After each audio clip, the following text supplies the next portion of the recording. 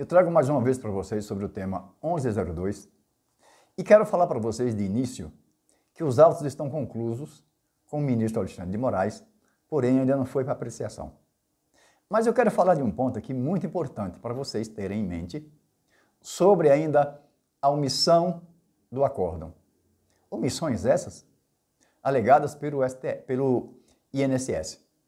O INSS alega que o acórdão tem omissão sobre o divisor mínimo de 60% do período básico de cálculo. Entende o INSS que quando o STF julgou, deveria ter falado sobre o divisor mínimo.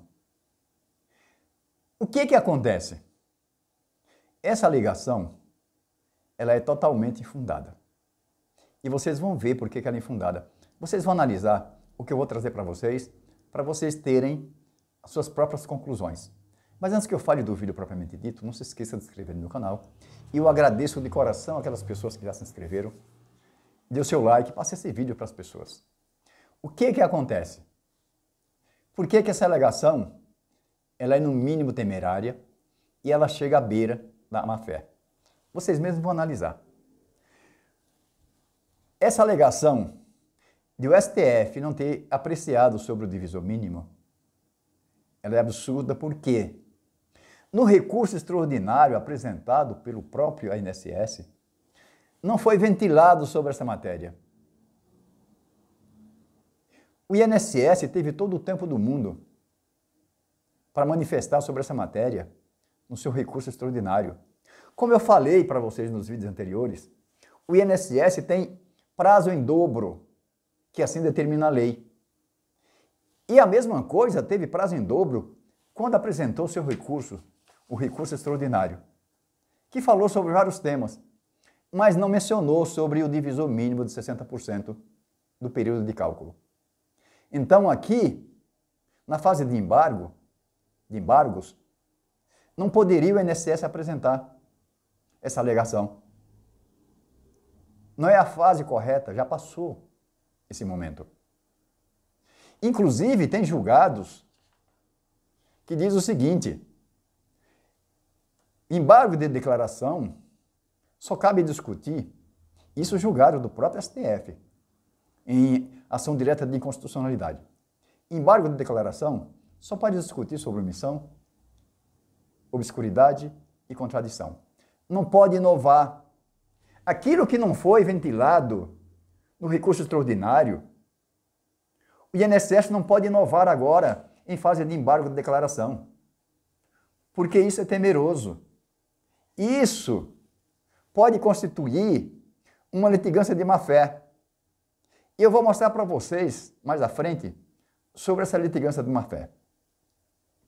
Inclusive, o ministro Fachin, no MADI 6066, diz o seguinte: não se pode inovar nessa fase, só se deve discutir se tiver omissão, contradição e obscuridade de matéria que foi debatida. Se a matéria não foi mencionada, não foi ventilada em fase de recurso extraordinário, cujo INSS teve todo o tempo possível, é privilegiado com os prazos, e não manifestou, não caberia aqui em fase de embargos de declaração. Isso aqui o próprio STF já julgou, já tem ação, já tem acórdão a esse respeito. Não se pode inovar em matérias de embargos. Em matéria de embargos, só aquilo que foi debatido. Isso serve para a primeira instância, serve para a segunda instância, para a terceira instância. Aquilo que não foi mencionado, não se pode um juiz ou tribunal manifestar a respeito numa sentença ou num acórdão. Porque não foi pedido, não foi mencionado, não foi debatido. Então, é temerário para o INSS. Inclusive, diz o próprio artigo 80 do Código do Processo Civil, que eu trago para vocês aqui, para vocês analisarem. Porque também tem pessoas, estudantes de direito, alguns advogados também que atuam, que assistem esses vídeos. E às vezes fico questionando sobre a legalidade. O que acontece?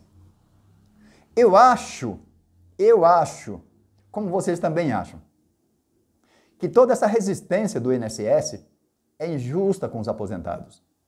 Mas isso é achismo. Nós achamos. Isso é achismo. Por isso eu trago para vocês o que diz a lei. Eu trouxe aqui o julgado, que fala que não pode inovar em matéria de embargos, só pode discutir aquilo que foi ventilado no recurso extraordinário, no caso aqui em pauta, mas não pode inovar. Mas eu trago para vocês também aqui as consequências das pessoas que querem inovar em fase de embargos, quando não pode inovar, o que pode acontecer? E diz o artigo 80 do Código do Processo Civil o seguinte: considera-se litigância de má-fé aquele que induzir pretensão ou defesa contra texto expresso de lei ou fato incontroverso. Isso é incontroverso. Alterar a verdade dos fatos. Usar do processo para conseguir objetivo ilegal. Opuser resistência injustificada do andamento do processo. Proceder de modo temerário em qualquer incidente ou ato do processo. Continua ainda. Provocar incidente manifestamente infundado. Tem mais ainda. Interpretar recurso com intuito manifestamente protelatório. Nós vimos. Se não tem menção desse divisor mínimo no cálculo, no recurso extraordinário, por que agora o INSS vai apresentar esse pedido em fase de embargos? E ainda alega que os senhores ministros agiram com omissão. Ou seja, ainda faz acusação leviana contra os ministros. O que está dizendo aqui é a lei. Eu não estou falando aqui o que eu acho, porque o que eu acho é insignificante para a justiça. O STF é a instância máxima. Quem sou eu para achar alguma coisa? O que eu trago para vocês aqui é o que diz a lei. Porque em direito ninguém sabe quase nada. Vocês veem que até os julgados do próprio STF são questionados. Então, aqui foge do achismo. Aqui é o que diz a lei. É a forma legal.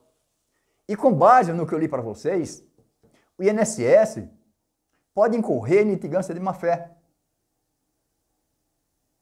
Além de praticar uma injustiça, que é um processo que já vem se arrastando desde a primeira instância, que já passou pelo STJ, já passou pelo julgado